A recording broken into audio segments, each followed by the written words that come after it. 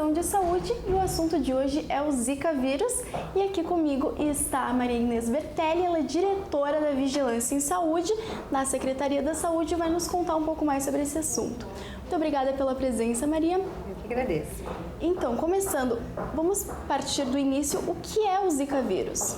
Bom, a doença Zika vírus é transmitida por um vírus, né? Aliás, ela é causada por um vírus que é transmitida através da picada do mosquito, que chama Aedes aegypti.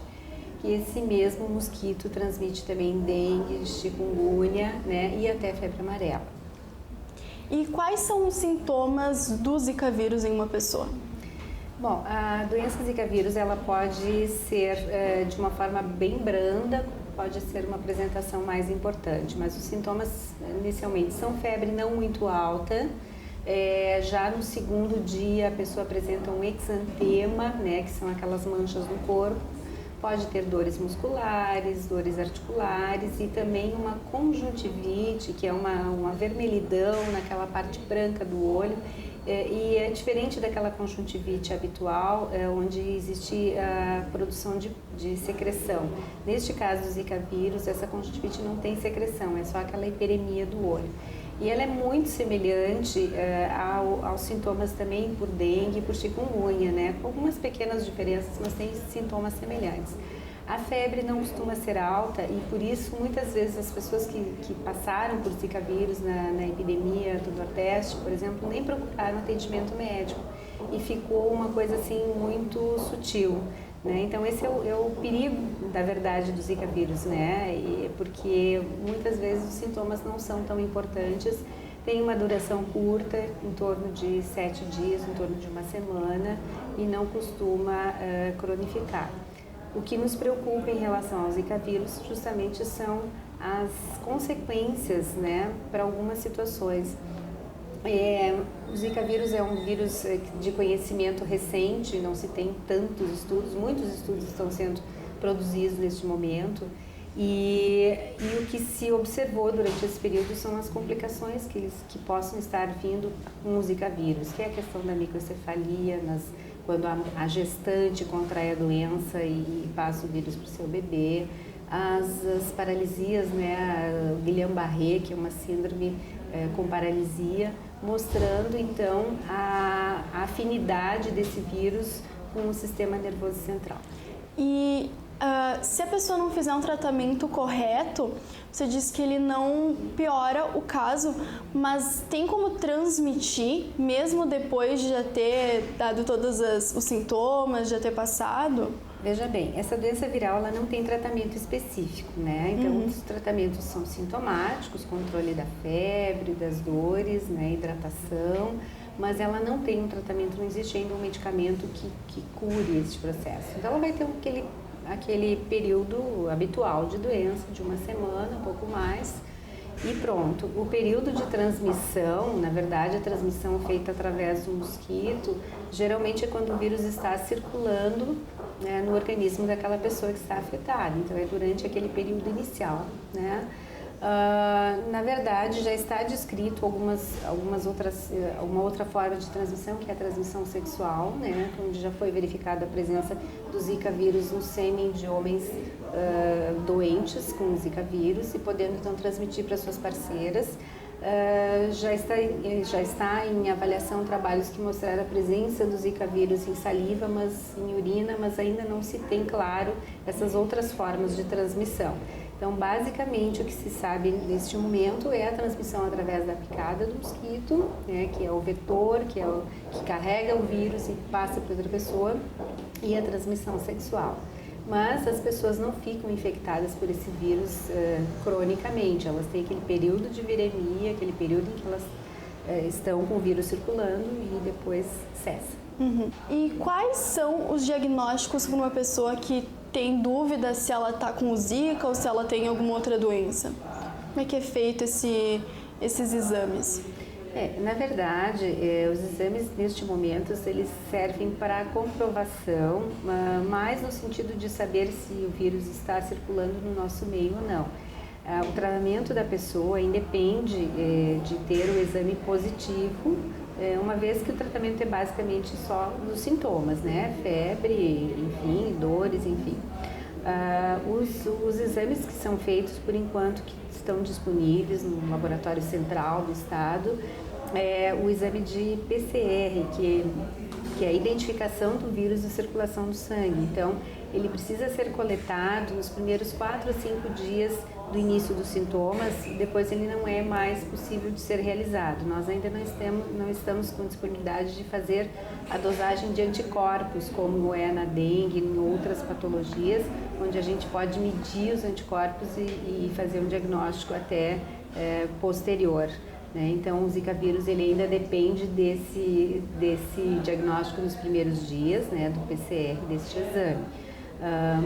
No momento em que estiver comprovada a circulação do vírus no nosso meio, muitos diagnósticos serão clínicos, né, serão por vínculo epidemiológico, quer dizer, a pessoa está num quadro clínico, num lugar onde está acontecendo a doença, onde tem a circulação do mosquito e do vírus. E normalmente os sintomas costumam aparecer depois de uns 10 dias, né? E o que acontece? O vírus fica parado, digamos assim, no corpo durante esse tempo? Não tem como transmitir? O que acontece? Na verdade, após a picada do inseto, que é a forma mais comum, existe um período que pode ir até 15 dias após a picada para o início dos sintomas, sendo que o vírus já fica circulando no nosso organismo 24 horas antes do início dos sintomas, ele já tem a circulação do vírus em maior quantidade e depois então inicia o quadro clínico basicamente, né? É todo aquele período de incubação, que todas as doenças têm um período de incubação, né? Entre o contágio até o início dos sintomas, a pessoa já contraiu o vírus, mas ainda não apresenta os sintomas clínicos da doença. E você falou antes que o mosquito Aedes aegypti também transmite chikungunya e a dengue. Existe alguma probabilidade da pessoa acabar pegando 2 doenças pelo mesmo mosquito? Sim, estudos já mostram, principalmente em áreas onde já existe grande circulação desses vírus, como em áreas de epidemias, enfim, que eles podem carregar mais de um vírus e poderão transmitir os 2 vírus. Não se tem muito claro ainda se existe algum predomínio entre um e outro, o que acontece realmente, né? Mas teoricamente a possibilidade existe. E nós temos poucos casos de Zika, de chikungunya, comparado aos outros estados, né? Nós temos alguns com suspeita, mas confirmados nós temos pouquíssimos. Isso se dá talvez porque aqui é um pouco mais frio e tem aquela coisa de o mosquito não vem tanto no inverno. Bom, veja bem, é importante que fique claro assim, em termos de chikungunya, nós tivemos um caso positivo apenas, mas esse caso é importado, a pessoa viajou para uma área e voltou com sintomas, né? Então não temos nenhum caso que tenha contraído aqui em Caxias, né? Da mesma forma, o Zika vírus, nós temos alguns casos aguardando diagnóstico, não temos nenhum caso confirmado de circulação no nosso meio ainda, né?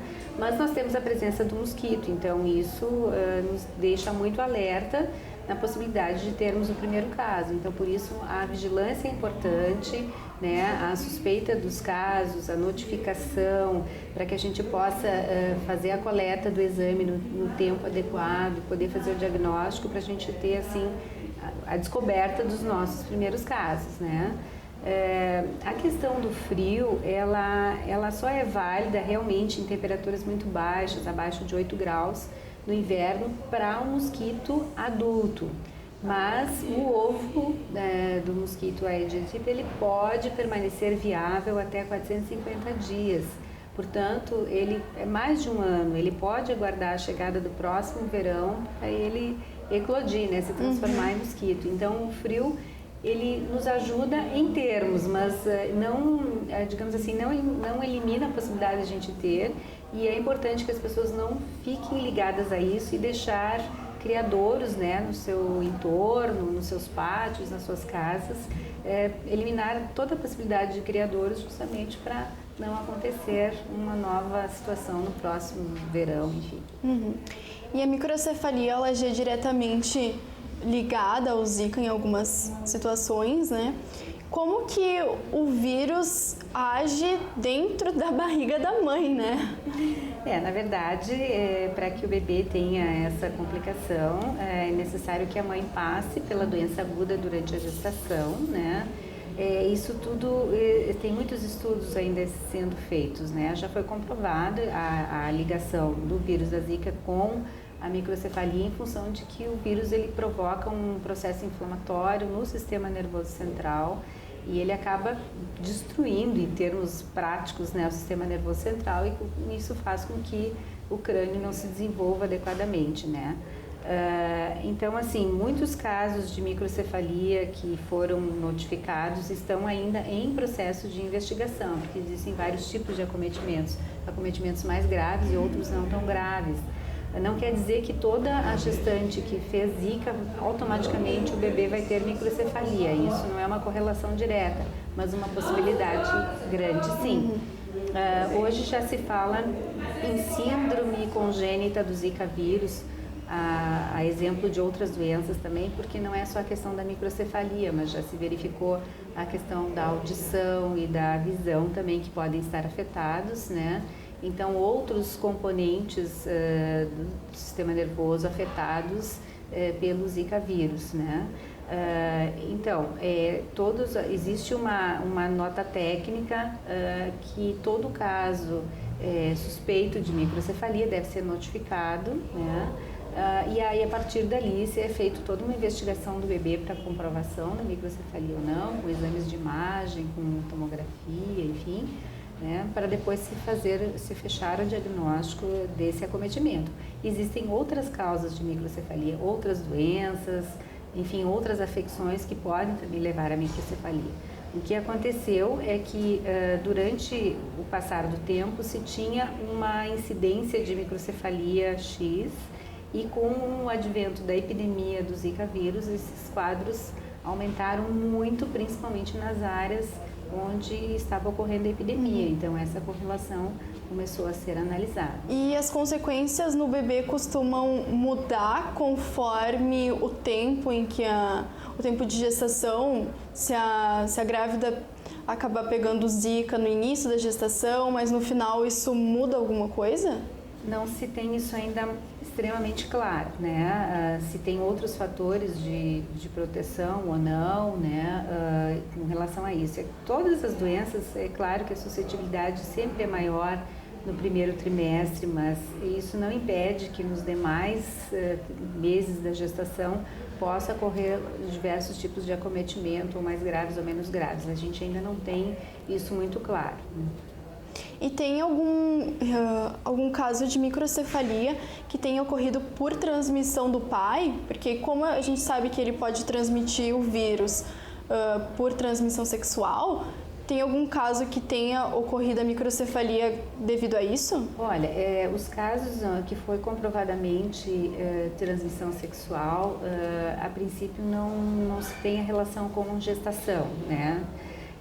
Então, foram poucos casos ainda, não se tem isso, mas uma vez que a mãe infectada, se ela estiver gestante, claro que o vírus poderá passar para esse bebê, né, da circulação sanguínea dela para o seu bebê.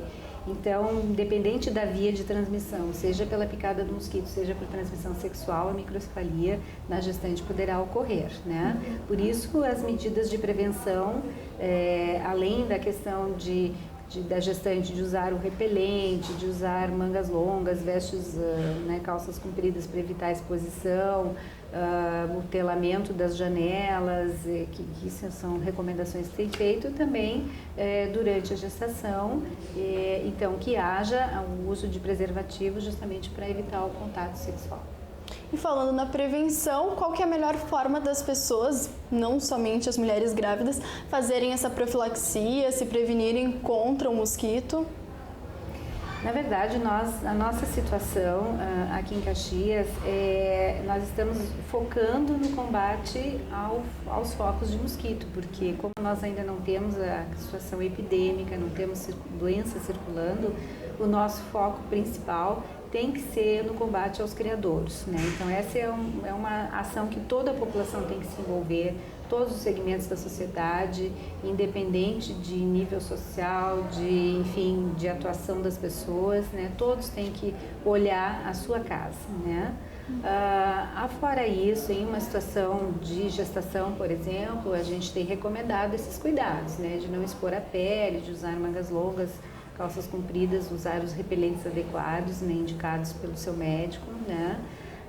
E telas em janelas. A gente sabe que o mosquito ele pica mais no início da manhã e no final da tarde, ele não é um mosquito noturno como é o nosso pernilongo comum, né? Então a gente tem, essa é a forma de se fazer a prevenção. Uhum. Então é importante que as pessoas evitem água parada, cuidem dos potinhos de água, né? Para que a gente continue tendo esse resultado um pouco mais positivo do que dos outros estados do Brasil, né? Exatamente, é o que a gente espera e que a gente tem convocado a população para trabalhar junto com a gente nessas ações de prevenção. Isso aí. Então tá, muito obrigada, Maria. Foi um prazer te ter aqui no programa e nos encontramos no próximo Questão de Saúde.